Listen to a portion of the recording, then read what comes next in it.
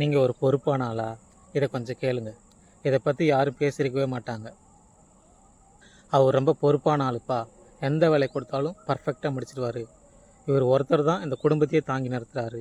இவரால் தான் இந்த கம்பெனி இவ்வளோ பெரிய நிலைமைக்கு வந்துச்சு அப்படின்னு உங்களை பற்றி பாராட்டி பேசுகிற எல்லாருமே அந்த பொறுப்புக்கு பின்னாடி இருக்கிற வழியை பற்றி யாரும் பேசியிருக்கவே மாட்டாங்க. நீங்கள் ஒரு முடிவு எடுக்கணுன்னா கூட தன்னிச்சையாக எடுக்க முடியாது. ஏன்னா அது தப்பாக போச்சு அப்படின்னா அது உங்களை மட்டும் பாதிக்காது, உங்களை சுற்றி இருக்க எல்லாரையுமே பாதிக்கும்.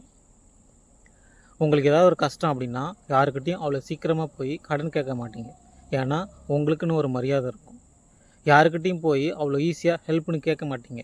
ஏன்னா மற்றவங்க முன்னாடி உங்கள் மதிப்பு குறைஞ்சிடக்கூடாதுன்னு. உங்களுக்குள்ளே இருக்கிற சின்ன சின்ன ஆசையை கூட உங்களுக்குள்ளேயே போட்டு புதைச்சிப்பீங்க.